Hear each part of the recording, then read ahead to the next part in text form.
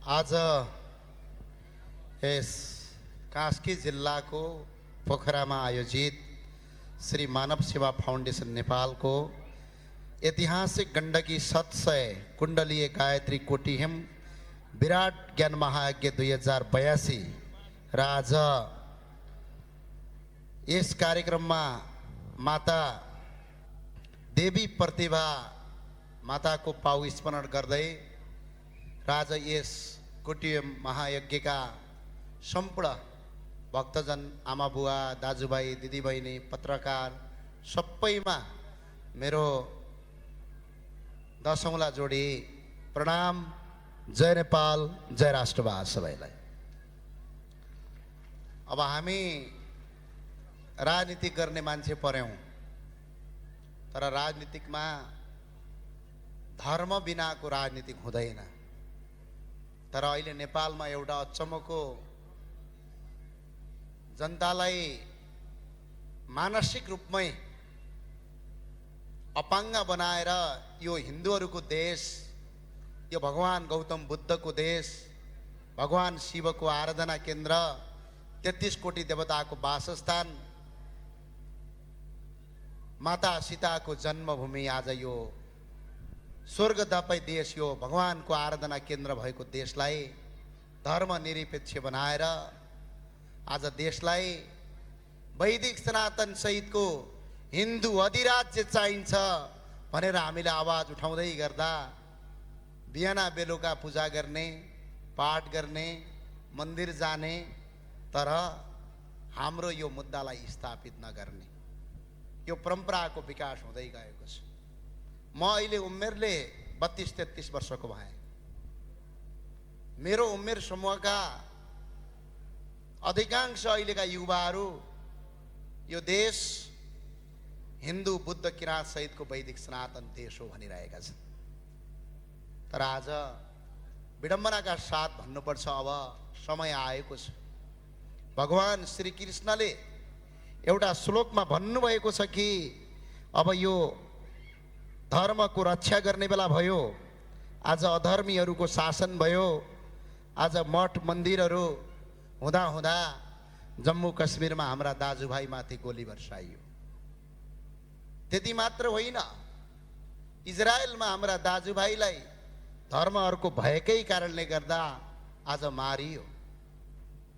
इराकमा Mario, इजरायलमा Mario, Jammu कश्मीरमा Mario. तर हामी नेपालमा बसेर वैदिक सनातनको देशलाई जोगाउन सकेका छैनौँ। तपाईहरूको साथ र सहयोग चाहिएको छ। एक पटक यो देश हिन्दू राष्ट्र बन्नुपर्छ। कतिजना तयार हुनुहुन्छ आमा बुवाहरू? खै हात उठाउँ त। हिन्दू राष्ट्र बन्नका लागि तयार हो? आज हामीले यो मुद्दाका साथ उठाइरहेका छौँ। हुँदा हुँदा संसदमा तपाईँलाई थाहा छ, हामीले पुज्दै आए कि गौमाताको हत्या मात्रै गरिएन, हत्या गरिसकेपछि गौमाताको मासु खानुपर्छ भनेर 77 जिल्लामा काट्छु भनेर क्याम्पियन र अभियान चलाइयो।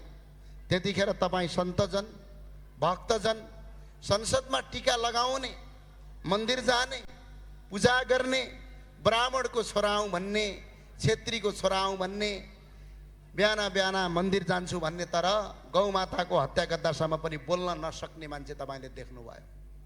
तपाईँकै हातले भोट हालेका मान्छे संसदमा धन्नै तपाईँहरूको माया र सद्भावले थोरै भए पनि हामीलाई तपाईँहरूले पठाउनु भएको थियो।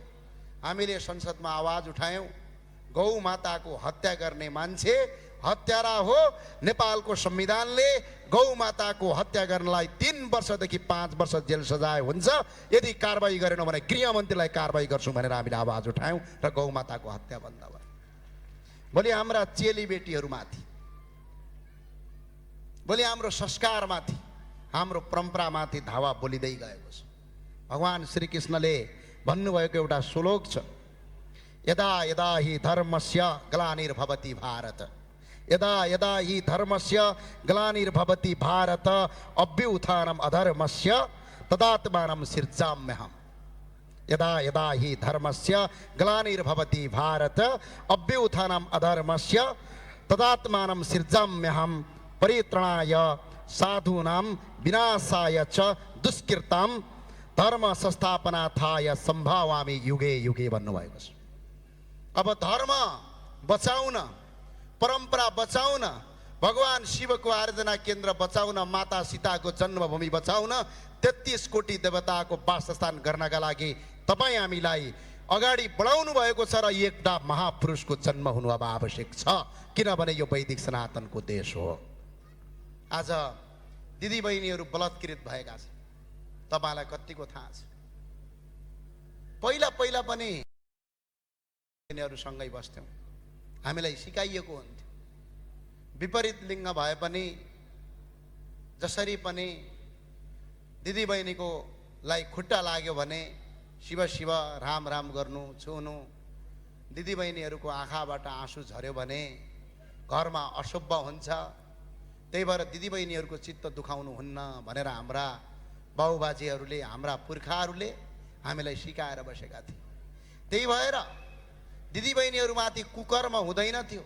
तर अहिले केही मान्छेहरूले यो देशमा धर्म संस्कार हुँदैन भने आज विश्वकै मै भनिएका मान्छेहरू आज धर्म मानेका छन्। भलै उनीहरूको धर्म अर्को होला, भलै उनीहरूको संस्कार अर्को होला, तर भगवानलाई त मानिरहेका छन् नि। तर नेपालमा अलिअलि अङ्ग्रेजी पढेका, यसो इङ्ग्लिस पनि बोल्ने, अलिकति 21औं शताब्दीका हौँ भन्दै मन्दिरका पुजारी हेट्ने, मन्दिर भत्काउने, पिसाब फेर्ने, अनि तिनैले धर्मको रक्षा गर्छन् भन्दै तपाईँ हामी लाग्नुपर्ने, यो आज हाम्रो बाध्यता भएको छ। त्यो भएको हुनाले अबको लडाइँ हाम्रो संस्कार र संस्कृतिको लडाइँ हो। यदि हामीले धर्म संस्कार संस्कृति बचायौँ भने भोलि हाम्रा दिदीबहिनीहरू पनि बच्छन्। आज तपाईँलाई थाहा छ होला, अहिले पनि नेपाल प्रहरी कहाँ गएर तपाईँले हेर्नुभयो, सबैभन्दा बढी बलात्कृत कसबाट हुन्छन् भनेर तपाईँले सोध्नुभयो भने आफन्तबाट नै सबभन्दा बढी दिदीबहिनीहरू आज असुरक्षित छन्। यो किन भयो भने धर्म गरिएन, संस्कार गरिएन, संस्कार सिकाइएन। यो शिक्षा हो। यो शिक्षा तपाईँहरूले पनि आफ्ना बालबालिकालाई, आफ्ना आउने भावी पुस्तालाई सिकाइदिनका लागि म तपाईँलाई अपिल र अनुरोध गर्न चाहन्छु। अर्को एउटा कथन छ, एत देश प्रसूतानम सोमकाश दग्र जन्मनः सोम सोम चरित्र सिपछेरन पृथिव्या सर्वमानव भावच। यो हाम्रो देश, यो हाम्रो भूमि संसारभरिलाई नै उज्यालो ज्योति छर्ने भूमि हो। आज यही भूमिमा कसैले धर्म संस्कारको कुरा गर्यो भने त्यसलाई नङ्ग्याउनु पर्छ भनेर नेपालका भयभरका मिडियाहरू लाग्छन्। त्यसलाई जसरी पनि सक्नुपर्छ भनेर प्रशासन लाग्छ। यही कोटिएम सञ्चालन गर्नभन्दा अगाडि यहीँका प्रशासनहरूले ज्यादती गरेको, धर्म गुरुहरूलाई लात्तीले हानेको हाम्रा आँखाले बिर्सेका छैनौँ। हामीले तत्काल भन्यौँ, यदि धर्म संस्कारमाथि त्यो गर्ने हो भने यो देशका 81% हिन्दूहरू एक ठाउँमा आउँछौँ, कुधर्म र कुकर्मलाई यो देशबाट निकाला गर्छौँ भनेर आवाज आएपछि त्यो कुरा रोकिएको छ। आज यति हमला भएको छ। अब अहिले मैले यहाँ बोलिराखेको छु, अब आउँछ एउटा मिडियाले लेख्छ, के थाहा छ, दसैँ आएर टिका लगाएर चामलको अभाव भयो भनेर लेख्छ। तर त्यो विदेशी धर्मको पूजाआजा गर्दा विभिन्न किसिमका नक्कली रुगहरू बनाउँदाखेरि चाहिँ त्यहाँ केही पनि हुँदैन। आज यसरी धर्म संस्कार मास्नतिर लागेका छन्। गाईको गोबर, गाईको गौँत र माता गाईलाई माता मान्ने हो भनेपछि त्यसको प्रश्न चिन्ह खडा गर्छन्। तर उनीहरूले मान्दै नमानेका ती मूर्तिहरू ल्याएर मैनबत्ती बाल्यो भने उनीहरू चाहिँ खुसी हुन्छ। त्यो भएको हुनाले मेरा दाजुभाइ दिदीबहिनीहरू हो, भगवान श्रीकृष्णले भने जस्तै अबको युगान्तकारी परिवर्तनको आवश्यकता छ। हामी सडकमा छौँ, हामी संसदमा छौँ, हरेक दिन आवाज उठाइरहेका छौँ। आज एकले अर्कालाई जातीय पहिचान मागेको छ। म मगर समुदायमा जन्मे, म गुरुङ समुदायमा जन्मे, म ठकुरी समुदायमा जन्मे, म दलित समुदायमा जन्मे, म तामाङ समुदायमा जन्मे, मेरो अलग्गै राज्य चाहिन्छ भनेर मागेको छ। तर हाम्रो एउटा मात्रै यो देशको वैदिक सनातन हिन्दू अधिराज्य हाम्रो पहिचान हो। त्यो पहिचान नेपालको संविधानमा लेखिनुपर्छ भनेर हाम्रो आवाज उठाएका छौँ। त्यो आवाजमा तपाईँले साथ र समर्थन गर्नुपर्छ। हामीले प्रष्टका साथ भनेका छौँ। धेरै धर्मगुरुहरू आउनु होला, तपाईँलाई वाचन गर्नु होला, तपाईँलाई सामाजिक रूपमा, तपाईँको मानसिक रूपमा तपाईँलाई सन्तुष्ट बनाउनु होला। म धर्मगुरु होइन, म राजनीति गर्ने मान्छे हो। राजनीतिकमा धर्म भएन, यदि त्यो राजनीतिमा कुकर्म भयो भने 22 अर्बमा 14 अर्ब घोटाला यही पोखरा विमानस्थल जस्तै हुन्छ। यो कुरा याद गर्नु होला। जब राजनीतिकमा धर्म भयो भने पाप हुन्छ। पाप भयो भने डर लाग्छ, आफू र आफ्नो आउने जीवनसँग डर लाग्छ। तर पाप र धर्मको राजनीति गर्दैन। नास्तिकहरूले राजनीति गरे भने भ्रष्टाचार अगाडि बढाउँछ। त्यही भएको हुनाले सत्कर्मका साथ अगाडि बढ्ने प्रतिबद्धता हामीले गरेका छौँ। तपाईँहरूले पनि त्यो सोच्नु होला।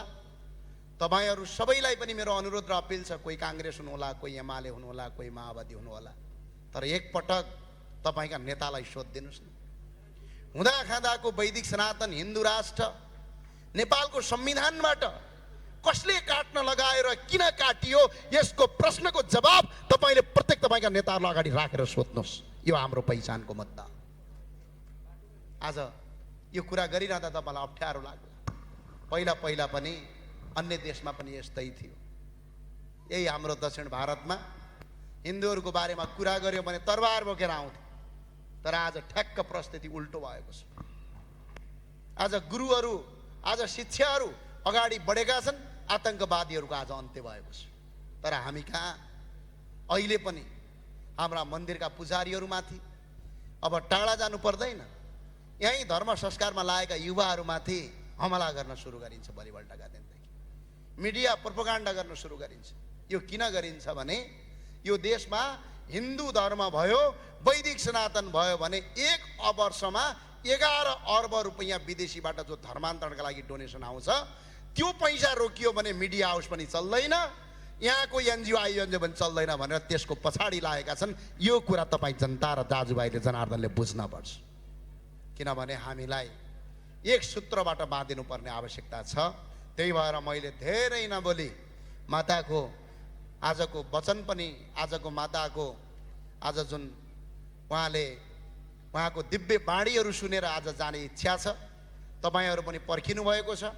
एकपटक सबैले भनौँ, 2 हात जोडेर, वैदिक सनातन सहितको हिन्दू अधिराज्य के आवाज आएन। आमा बुवा दाजुभाइहरू, हिन्दू अधिराज्यको, वैदिक सनातन सहितको हिन्दू अधिराज्यको एकपटक तपाईँहरूले सोचिदिनु होला। म यही भन्न चाहन्छु। अब जाँदा जाँदै सबैलाई मेरो अहिले पनि अपिल के छ भने, यो कोटी होम लगाइएको छ। पटक पटक यी कोटी होम लगाउने मान्छेमाथि राज्यले आतंक पनि मचाउँदै गरेको छ। तपाईँलाई थाहा छ। तर तपाईँलाई होली वाइन कतिलाई थाहा छ? खै हात उठाउनु त।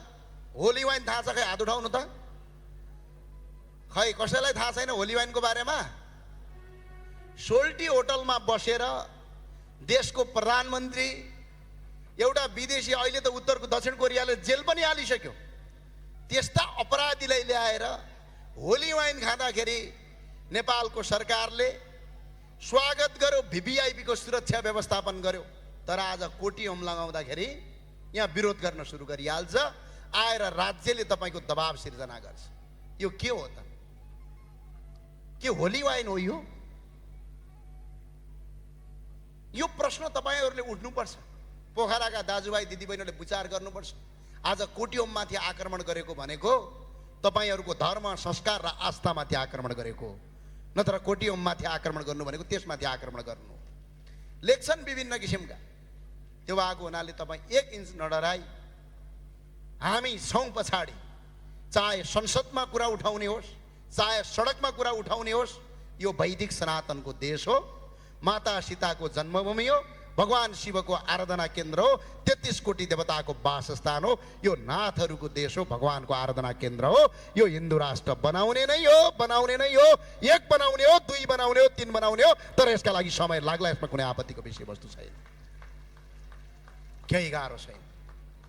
आज हामीले यहाँ भेट्ने बित्तिकै बुढा बुवा आमालाई हामीले खुट्टामा गएर ढोक गर्छौँ। कसले सिकायो? यो हाम्रो संस्कारले सिकायो। त्यो संस्कार कहाँबाट भयो? यही धर्म र संस्कारबाट, धर्मबाट आयो। आज हामीले आफूभन्दा साना देख्ने बित्तिकै माया गर्छौँ। आज यी सबै कुरा मास्ने कुराहरू गरिएको छ। यसबाट भगवान श्रीकृष्णले भने जस्तै यदा यदा हि धर्मस्य ग्लानिर्भवति भारत अभ्युत्थानम् अधर्मस्य तदात्मानं सृजाम्यहम्। अहिले पनि यो अवस्थामा अब जाग्नु पर्ने छ। त्यही भएर म जाँदा जाँदै तपाईँहरूलाई धेरै लामो समय कुरा नगरी अब तपाईँहरूले एकपटक आफ्नो धर्मका लागि, एकपटक आफ्नो संस्कारका लागि उभिदिनु होला। जाँदा जाँदै भन्छौँ, हिन्दू राष्ट्रको भगवान, हिन्दू राष्ट्रको